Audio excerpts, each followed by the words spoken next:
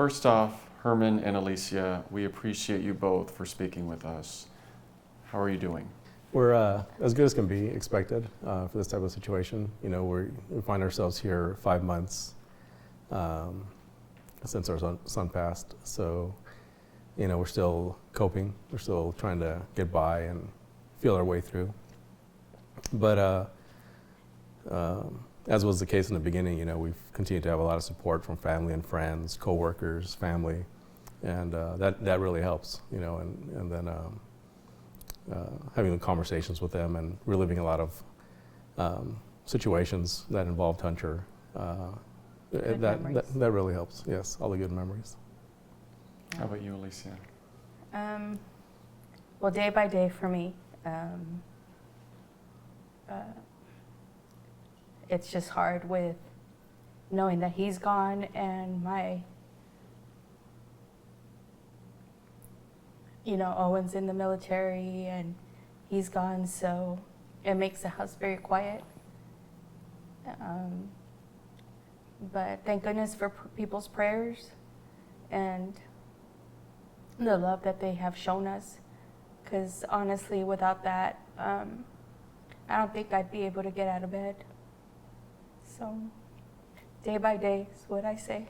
Day by day. And you mentioned the support that you've received. Yeah. Overwhelming? Oh, to say the least.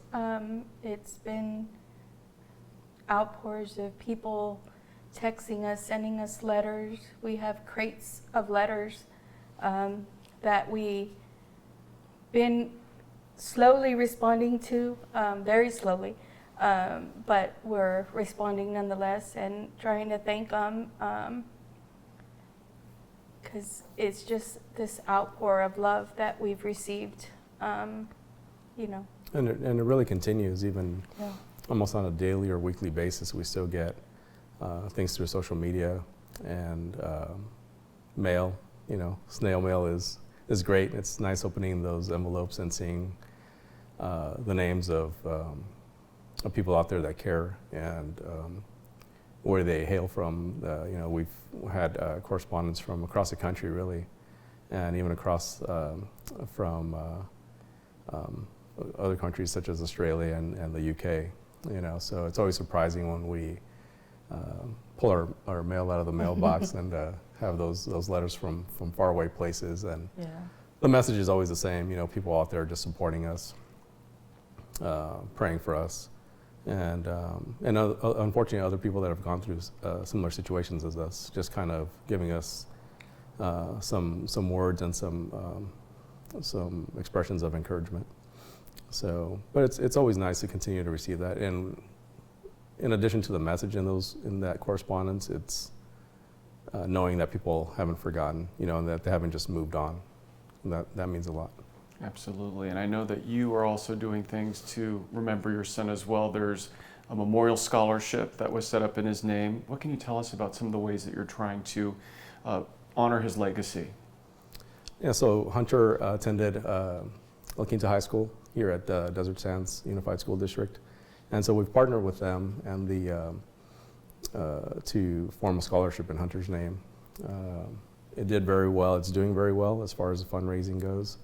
And again, it shows us that people care, not only about the work that Hunter was doing, the sacrifice that he made, but really it's an expression of preparing our youth to do these kind of things in the future. The scholarship's going to focus on post-secondary education for anyone who's interested in going into law enforcement, firefighting, or to be a paramedic, any type of first responder. And we're still trying to fine-tune a few things, so we actually have a meeting tomorrow with the school district to finalize a few things. Well, like I said, the fundraising is going very well, and again, that means a lot because it's going to be able to help other young adults out there that are going to go out and do things that are going to benefit the community. You know, they're not they're going to benefit the community, and they're going to be out there helping other people in the future. So I think Hunter would be very happy and very proud that he's contributing to forming and developing some future firefighters, nurses, paramedics, deputy sheriffs, and I think he's definitely smiling about that. Yeah, it's so just great to see how the La Quinta community has gotten together and are supporting this scholarship for him at the school, and it's just so awesome to see the Public Safety Academy that's there is so great. They've from the beginning, that's what Hunter was part of when he was there at the school. My kid had two things. He was never on time, and he just didn't really like school. And it was funny to see or to hear him talk about going to school and getting his degree and bettering himself. When he got into the military, we could immediately see the change in him. And he just loved teaching people how to shoot and how to, what he called knowledge transfer. He's like, oh, I'm gonna do a little knowledge transfer, and we're like, okay. But it was great to see. So having that scholarship is good to know that whether he wasn't good, he wasn't good in the beginning at school, but he did like going. He did like that program, and now that he was into the school and into learning new things, it's good to see that that's gonna continue for some people who can't, don't have the funds to, or don't have the push to go into a school. We've heard a lot of stories from Hunter's superiors in the military, how he would help them along the way with training and those kind of things. And we know that that's something that Hunter wanted to do in the future, not only to go into law enforcement, but also to train and teach and pass on things that he had learned. And so that scholarship is a way of him doing that. He won't be able to do it directly, but the funds that are being raised in his name and his honor will go to young adults that will be able to do those things out in the field, out in the community for all of us. So it's, again, very reassuring to see that the community is pitching in for that cause. It's an investment in our community, and it's an investment in our own futures. So that's incredible. So for folks who didn't know Hunter, like myself, what was he like? What were his interests? Hunter was I like to describe him as an average American kid. He was growing up, he played soccer at La Quinta Park. He attended, like I said, all the local schools here at La Quinta High. He loved movies. He loved specifically the Star Wars series of movies. Not only the movies, but he did reading the novels in between the movies, and loved to quiz us and all his friends on Star Wars trivia, and strongly encouraged everyone to watch the movies. And if you didn't, at some point in time in your relationship with Hunter, he would get you to watch those movies. And we've heard several stories of Marines that had never, had an interest in Star Wars or seen the movies, that they'd eventually be taken that way. And there's a lot of things that gifts. History. And he loved history. He loved reading, which is something that he hadn't done a lot of in his high school days, except for what was mandatory. But he would come back from these deployments and even just being on base, and he'd have stacks of books, and he'd tell me, Dad, you should read this one. It's really a good book, and it's about whatever the topic happened to be. They were all history related. Typically military history, but there's stacks of books in his room that are very worn from him taking them out to the field and reading while he was on the field. So he developed a very strong love of reading and history. He loved to train. He loved to work out. He loved to perfect his tactics, things that were being shown to him in the military. Even when he was on leave here and would come to visit, he would still find time to go to the gym. Instead of sleeping in, he would go to the gym and work out. Two-a-days, he would call them. Yes, Mm. sometimes Two-a-days. 2-a-day sessions. He'd take his friends out to shoot and try and, it was a hobby, you know, but he loved to do all those kind of things. Loved to just be with friends. I mean, he had great friendships. Many of his friends that he had in elementary school, for example, have continued to be his friends through his adult life. And they're great kids. They're great people. You know, they've all grown up to be great, contributing adults. And then the friendships and the bonds that he created in the military have also been very strong. Several of the people, the Marines that he was first stationed with in Virginia, got transferred to Southern California, typically to Camp Pendleton. They've always stayed in touch, and several of them meet with us frequently. In fact, on Sundays, we visit Hunter at the cemetery, at Riverside National Cemetery, every Sunday. And several of his friends are with us, you know, every weekend. So you visit his grave every Sunday? Every Yes. Sunday. yeah, And do you talk to him? All the time. yes. Not only there, but just Just around the house. just throughout the day. like, Yeah. There's just, you know, things that will happen or coincidences and things that, you know, will happen around the house, and we're like, okay, we see you, like, we see you, kid, you know, is what I usually say, and, you know, carry on. But, you know, we talk to him all the time, but every Sunday, if we are busy with an event on a Sunday, then we'll go on Saturday. So, but usually every Sunday we're out there. And just about every weekend, like I said, there's somebody from the Marine Corps that's with us. Not because we invite them, but they just happen to show up. And typically they're his close friends. And I think that speaks a lot to the kind of person Hunter was. You know, he was kind of the life of the party. If he was around, he was on leave, family would travel here from out of the area to make sure they got a chance to visit with Hunter, and his friends would make it a point to visit as well. And I think that carries on even today, you know. Just those meetings happen at the cemetery. When did he decide to become a Marine?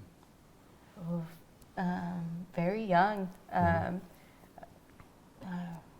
Like, I don't know if we can pinpoint an exact age. Yeah. He was always interested in, like I said, in history and the military. Alicia has several family members that are in the military or were in the military. And so for sure in high school, by then he had decided that that was the path he wanted to go down. And as soon as he was able to, he started talking to a recruiter. And did that all on his own. He traveled down to the recruiting office in Palm Desert and talked to a recruiter and started kind of researching the kind of opportunities that the military would provide. Why did he want to join the military?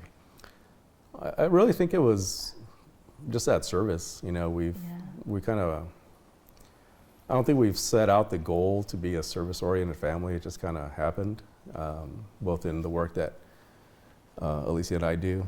And I think he just took a cue off of that. You know, it's not something that we pushed him into. It was his own decision. And I think that history of you know, several family members being in the military, a lot of the deputies that he had interactions with at the Palm Desert Sheriff Station were in the military. And I think he just took cues from everyone and saw the good work that was done, the good people they were, and I think he just wanted to go down that path. And you mentioned the work that both of you do. For Yes. folks who aren't familiar, you're both working with the Sheriff's Department. Yes, we're both deputies with the Riverside County Sheriff's Department. Yeah. And your son, your other son, is also now in the military. Correct. Yes. Yeah. Wow. Yeah. So you really are a family dedicated to service.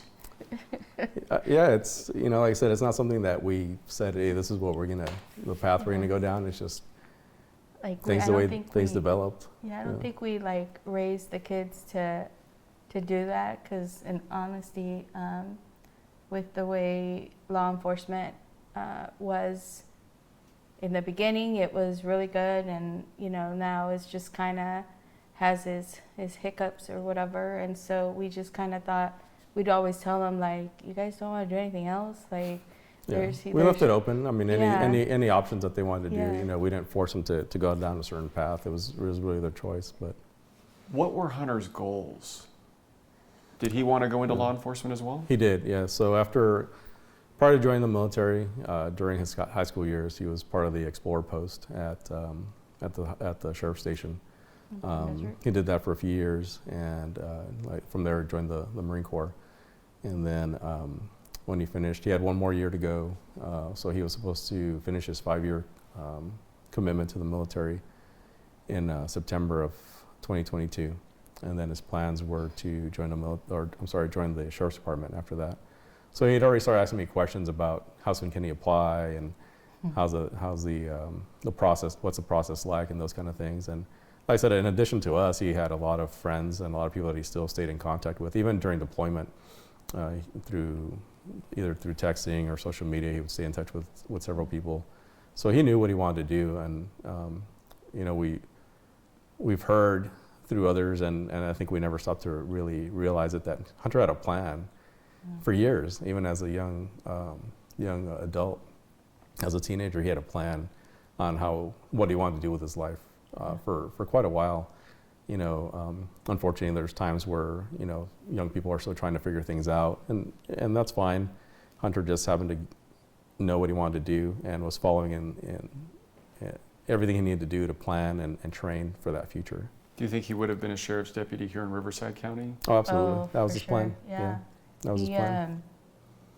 So like normal kids, you know, teenagers or adults, you know, they would, you know, especially, you know, when you're in deployment and that kind of stuff, you tend to drink or have a drink and that kind of stuff. And he just was adamant about not drinking before the age of 21. So he didn't have to write that in his application, that, because it's a question they ask in the process is, have you, you know, had any alcohol before you turn 21? And that was one question that he didn't want to have to say yes to. So he literally like made sure that there was nothing in his way that could have, you know, anything that would deter him from being able to Yeah. fall into that career that he wanted to do. Yeah. So he really paid attention to the rules. Oh, yeah, yeah. yeah, He definitely. just didn't want to be disqualified for anything. Like he was on point with.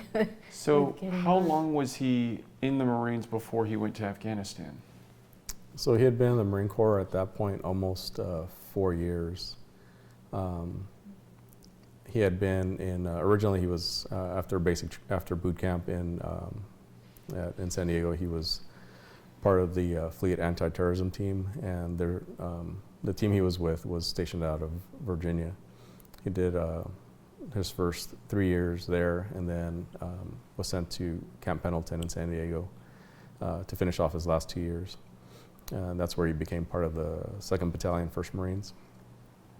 And during those 2 assignments, he had multiple deployments, and not only to the Middle East, but like some of his first deployments were to Cuba. He went to South America. He went to, where else did he go?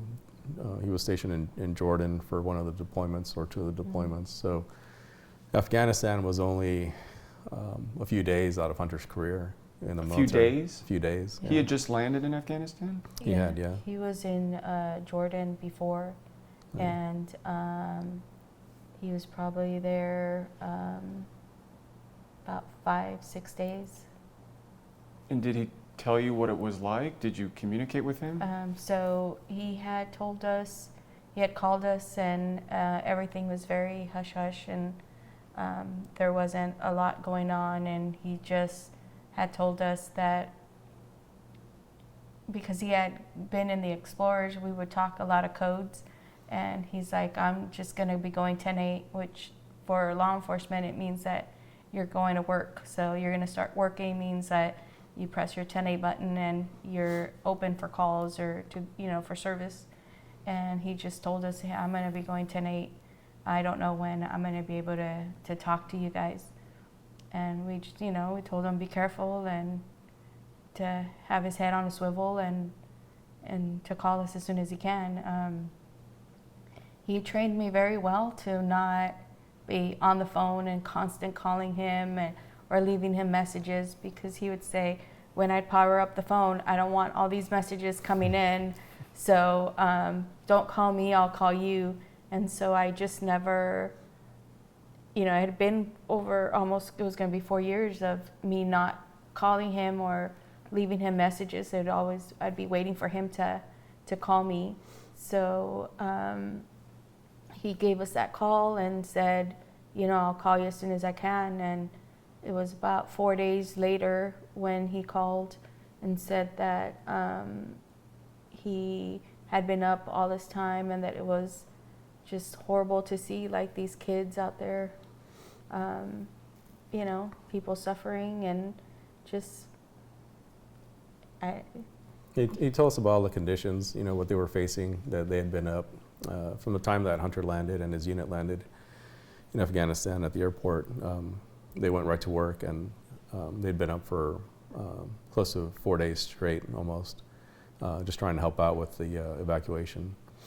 And so we didn't hear from him for those first 4 days. We knew that his unit was going over to Afghanistan, but we didn't hear from him. And then when like I said, he finally checked in with us and told us about the conditions they were facing, and all the kind of the logistical nightmare that they were facing. And he was finally off duty for a few days, or for a bit, so he was going to get some sleep. And I think the next day we heard from him, he'd slept about 12 hours straight. Mm-hmm. And then they went back to work, and from talking to several of the Marines, and that's kind of what they were doing. They were just working very long hours, trying to help as many people as they could, and then sleeping where they could. They were giving a lot of their food away, their water too. a lot of their water, just because the people that were making that long trek to the airport to try and be evacuated, sometimes they didn't have the water and food that they needed. So Hunter had a soft spot for kids, and so he was making sure that he was trying to help as many kids as he could. So he told us about giving, not only him, but a lot of the other Marines, a lot of his friends were giving just about all their rations away, all their food and their water away. So, He was giving his food and water away to children? yeah. Yeah. You used the word nightmare. Do you think he was surprised by how chaotic things were in Afghanistan? I think so. I think just based on what he said, and I think they were surprised to see, I think, the desperation in people trying to flee and to get into onto the grounds of the airport to be evacuated. He told us about, and I don't really want to go into too many of the conditions that he told us about, but just some of the conditions, some of the hardships that he saw people going through. And I think that really drove Hunter and his fellow Marines and really all the military personnel that were there to do as much as they could in the time that they had to try and get as many people out and to try and help as many people as they could. Obviously there's been a lot of discussion about Afghanistan and what did or did not go well. Do you have any thoughts on how things were handled? Our thought is that our kids, the 13 of them, and all the injured ones, the injured Marines, they were put there to do a job, and in doing that job, they got injured and lost their lives, and we want them to be remembered for saving, countless people and kids. There's several photos of these 13 out there with, kids and saving them, and that's what at least him and I would like for people to focus on that, because that's what is going to continue, get their name out there and continue for them, to live. They may not be physically here, but their story keeps them alive for us as parents, I think. So. Yeah, we take some comfort also in knowing that there's thousands of people that were evacuated from there that have a chance at a good life, at a prosperous life, and that's all due in part to the efforts of all the military personnel that were there. As far as your initial question, as far as what our thoughts are, obviously we have our thoughts on it, but that's not something that we want to really concentrate on. The focus has always been on positivity of the mission, the humanitarian mission that we're all there for, and then, like Alicia said, the positive, work that's coming from their sacrifice. There's a lot of people doing good things on Hunter's behalf and on the behalf of the other service members that passed away that day, and that's really where the focus is for us.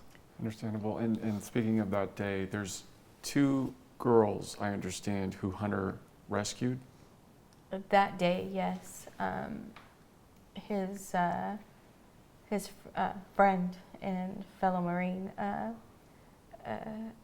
told us that, I don't even want to estimate, like just several moments before the blast. Before. Yeah, we don't know the time frame, but Hunter went up to him and told him, hey, there's these 2 girls are going to get crushed. We got to get them out of there. And he told Hunter, well, lead the way.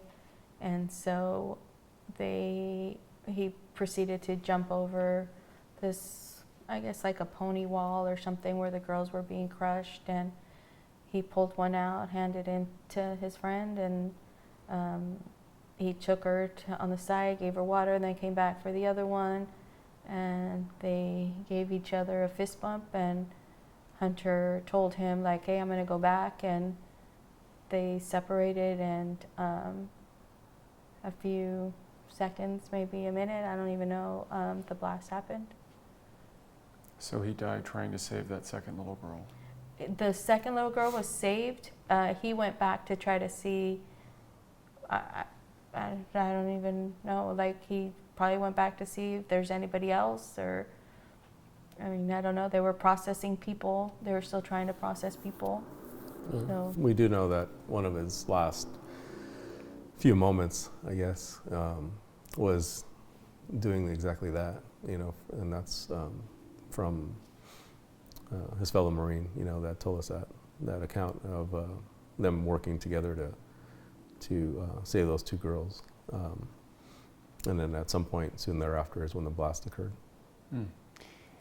It must give you some semblance of comfort knowing that he did accomplish what he wanted in terms of saving lives.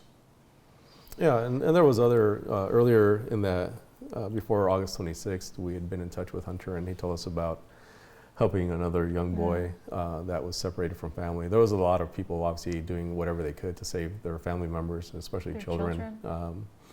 I know there's photos out there of young children being lobbed over walls and those kind of things to try and get them into the base to save them. So in speaking with Hunter prior, like I said, to the 26th, he told us about a young boy that he had helped and carried for a few miles to try and get him to, the airport's very large, it's a very large international airport, and so he had carried him quite a distance to get him to safety, and there's some photographs of Hunter with that boy and a few of the other Marines. And ultimately, he was taken to an orphanage that had been established there at the airport. So he really was trying to help as many people as he could, and especially children. I think that's something that, like you said earlier, gives us a lot of comfort knowing that he was accomplishing that mission. They weren't there. None of these guys were there for a combat mission. They were there on a humanitarian mission. That's something that they weren't really trained for. They were trained to do other things. But this particular deployment to Afghanistan, this particular mission, was to save people and to help people, and that's exactly what they were doing. You must be both so proud of Hunter. No, definitely are. I think even before he left. Yeah. He's always been, I always describe him as having an old soul. He was very mature for his age, and it was just, I was always like impressed to see how much he accomplished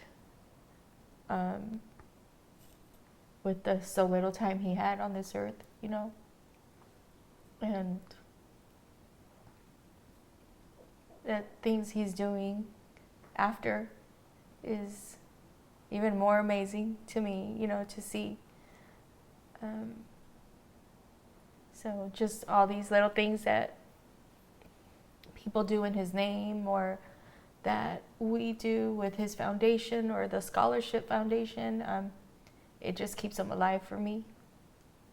So definitely super proud. Is there a message you would like to share with the Valley? There's quite a few, and we've always thanked everyone in the Coachella Valley. That day that we returned from Dover Airport, when Hunter was flown back from, I believe it was Germany. You know, from day one, we had that support. As soon as we turned into our community here, the various symbols of support, flags and Marine Corps emblems, you know, flowers, were just amazing. And it continued. It didn't fade out after a day or two or even a week. It continued. Our house is decorated with a number of things and gifts that have been sent to us from across the country, from very thoughtful people. So to Coachella Valley and beyond, a big thank you, you know, for always supporting us. Sometimes we're out for a meal or shopping, and people will recognize us and just lend that word of support. And it means a lot, not only for the support, but just knowing that they remember and that they haven't forgotten and moved on. You know, I think about his memorial, people lining the sidewalks and flowers and flags and just the outpouring of love for your family. Yeah.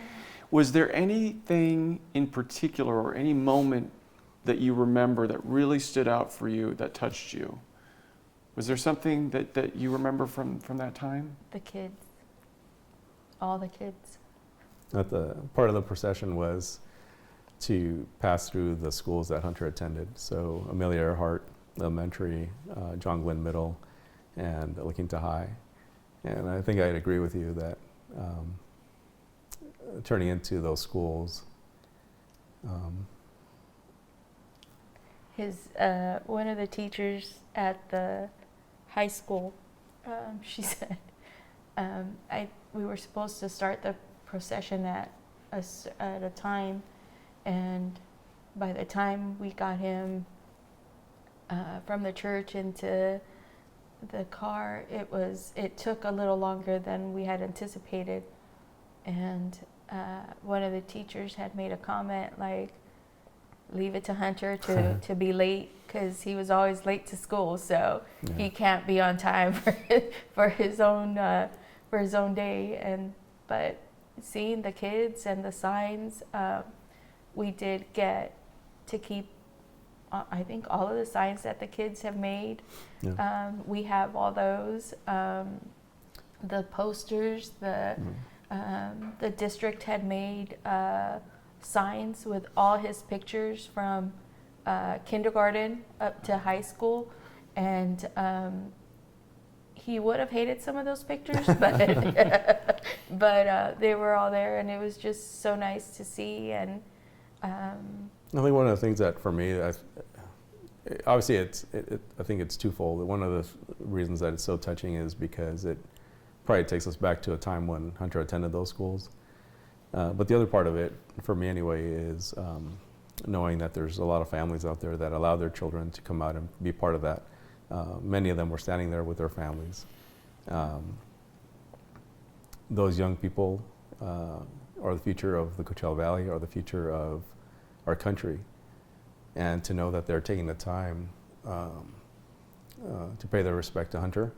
And it could have been any of the service members. It would have been a very proud moment to see them come out and pay their respects, because it shows that they recognize that sacrifice. They recognize what our military stands for, and hopefully some of them will continue in that tradition, you know, and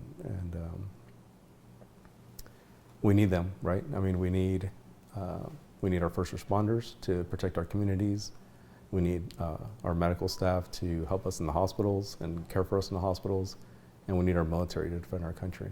And I think that's symbolic of those young people standing out there, that some of them will carry on that mission. And also your other son, Owen. Correct. You know, I think it's commendable because a lot of people in your shoes may not want their other child necessarily to join the military, but you are. Oh, don't get me wrong. Yeah. It was definitely it was hard. a touchy situation, touchy moment there, because He had, days after we got the news of Hunter's passing is when when Owen was supposed to leave for training, basic training. And obviously because of everything that was happening, those dates got pushed back and changed. And so I think any parent would have to take that time to reflect and pause and think about what we're going to do. Yeah. And the only thing that we really did was ask Owen, you know, if he still wanted to go forward with his plans. And he said he had to. He said Hunter wouldn't have wanted him to give up what they both had planned for him. Hunter, being the big brother, had clearly had plans for his siblings, and that was one. Owen had originally enlisted in the Marine Corps, and prior to this deployment, he told him, you need to go to Army, you need to go be an Army Ranger.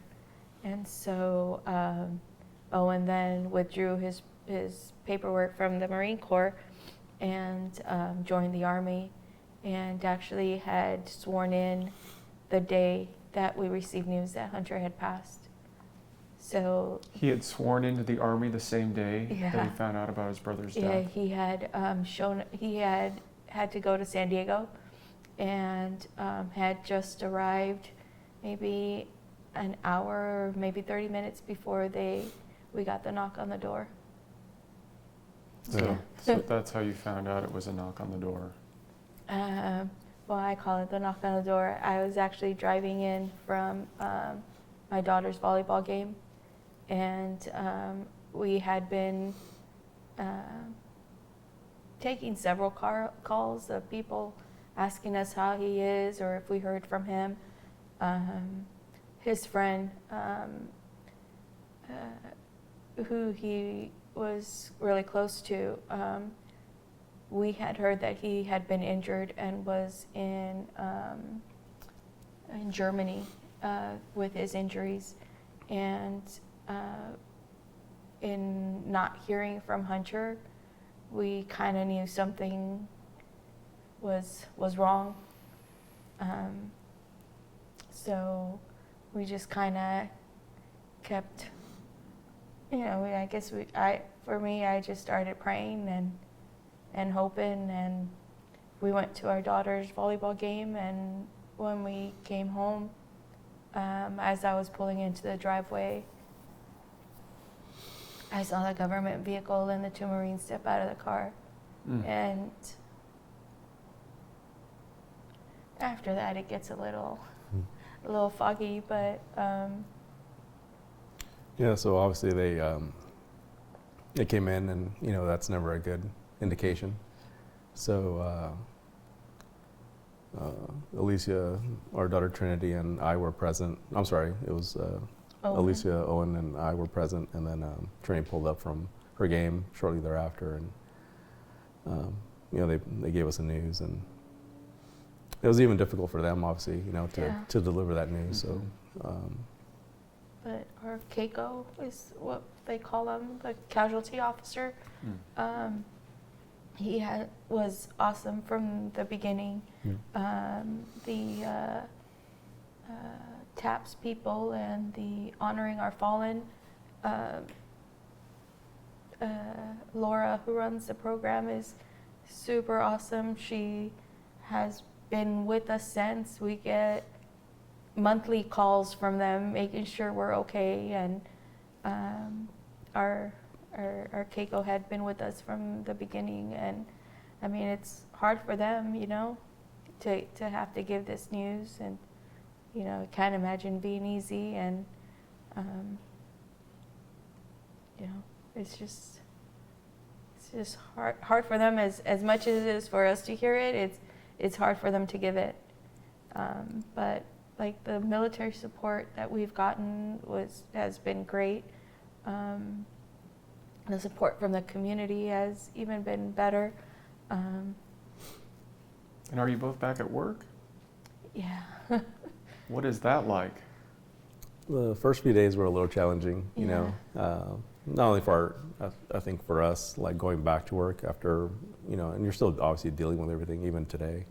Yeah. But it's also difficult for other people, your coworkers and your friends, you know, because they don't know if they should approach you or say something or not. And especially in the line of work we're in, you know, there's a lot of things that are potential things that can remind us of the situation, this tragedy. So I'm sure it's not easy for them, but you know, day by day we just dealt with it, came home and dealt with it, and then just went back the next day, and I've just slowly progressed, I think, from there. And even now, I mean, there's times where I have to separate myself from coworkers in the situation, and I'm sure Alicia has too, and everyone understands, you know, and there's that support, and there's always been, so just day by day. Yeah, our sheriff has been awesome with us and allowing us the time to grieve and, you know, just be at work and then be home when we need to be home. And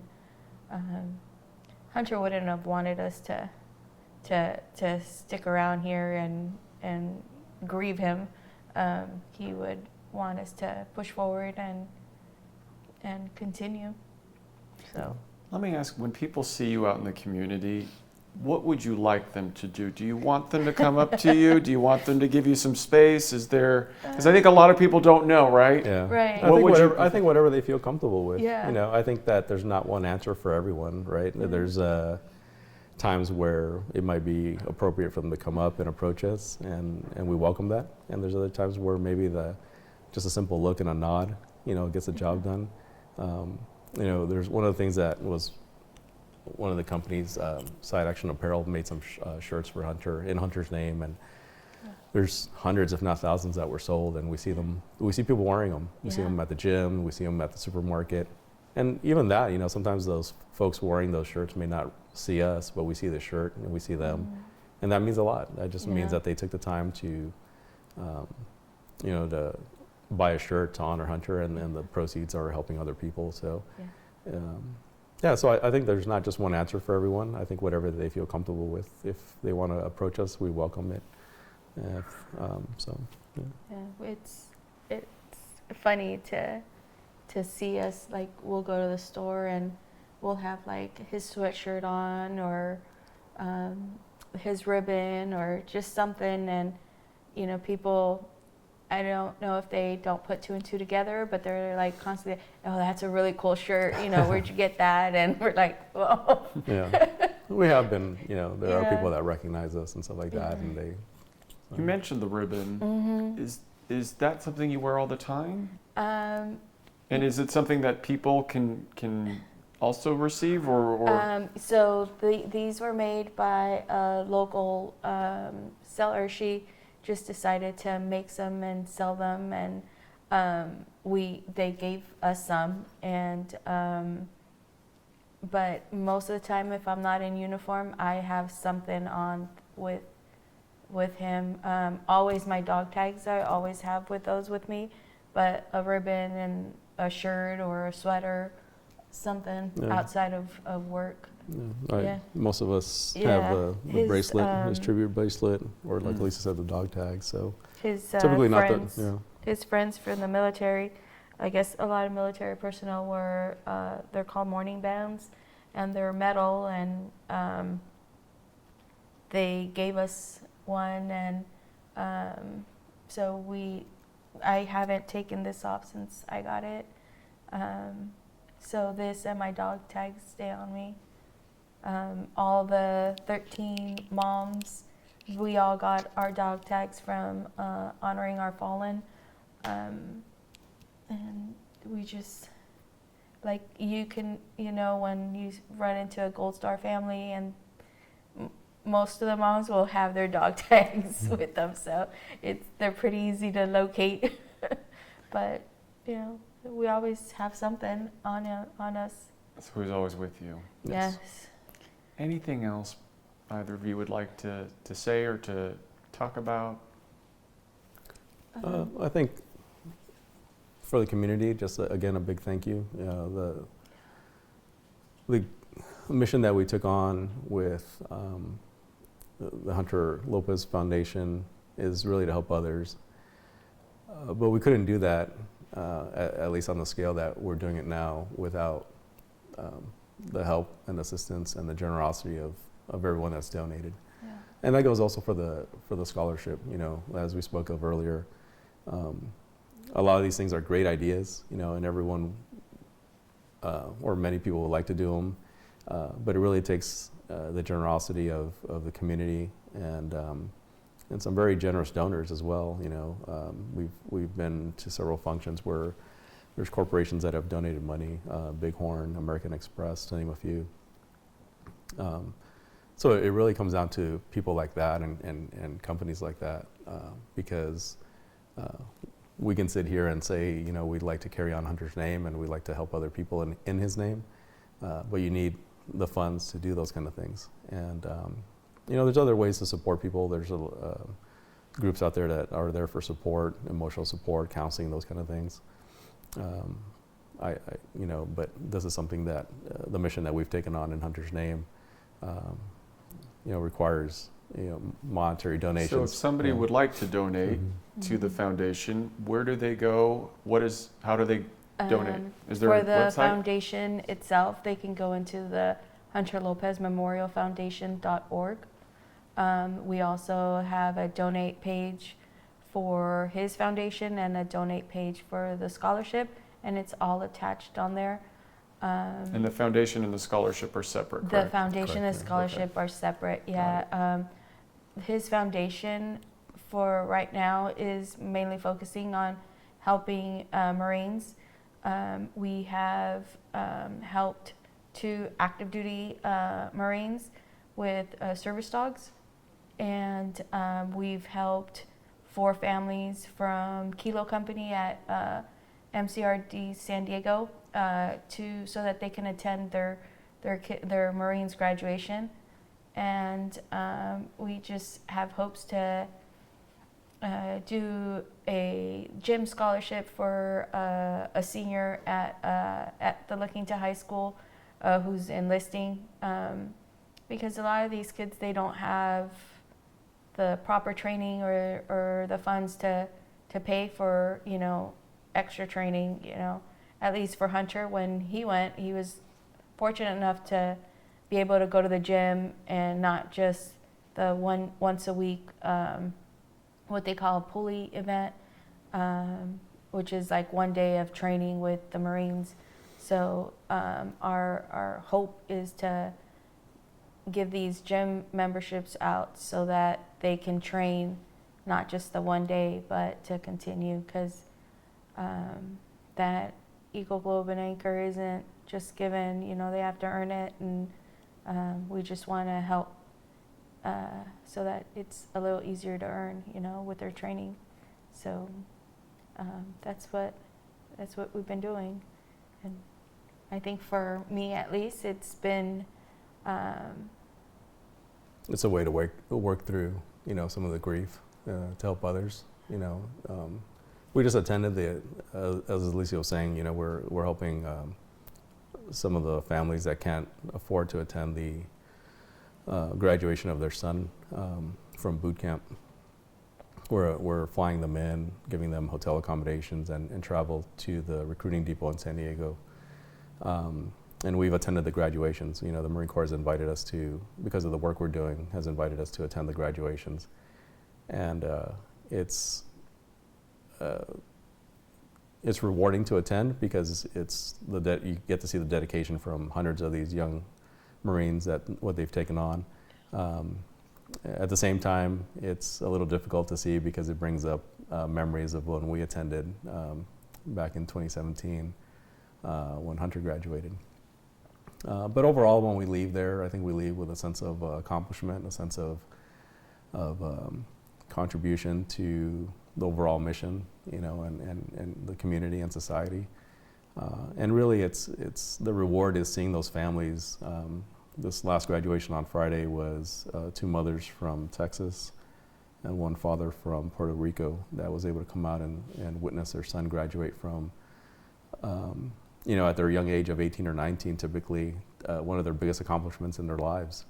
Not only physically demanding, but mentally demanding. And I just can't imagine those young Marines not having someone from their family present. So we walk away with that sense of accomplishment, that sense of hopefully creating that positive memory for them that'll probably stay with them the rest of their lives.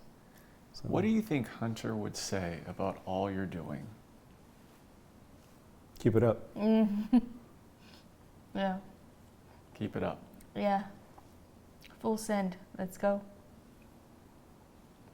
That's wonderful. Yeah. Hunter would walk around this house with either his rifle or a lightsaber or a Nerf gun of some sort, just always like being tactically ready for anything that would come amazing. into this house.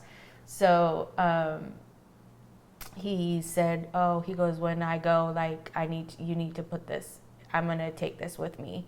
And we're like, okay, Hunter. So, he passed away, and I just couldn't find it in my heart to put the sword that he made in there. So a few days after hearing that, we drove to Disneyland, and we have a friend who's part of the Club 33. Oh, yeah. And she is an awesome person. So she got us to be able to make the sword, because there's reservation that you have to make. And there's like a lot of like only one person with the person making it. So she worked her Disney magic and was able to get all 4 of us in there. And, That's cool. We all participated in making the sword for him. And, That's great. And that's the sword that... I bet he would have liked the one you made better than the one that he had. Thank you both. Is there anything else you would like to say? I really appreciate you opening up and sharing your story with us. Is there anything else that... I can't think of anything. Is it still difficult to talk about? Yes, because we haven't done this. We've been... interviews.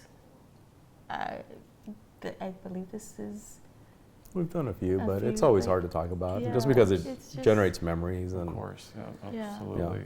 And then we walk away like, we forgot to thank these people, or thank, and just, just thank you for remembering my son.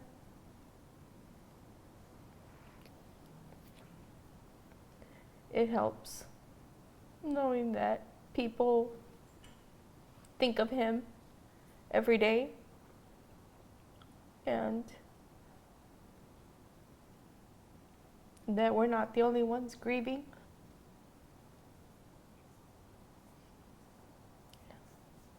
So, thank you.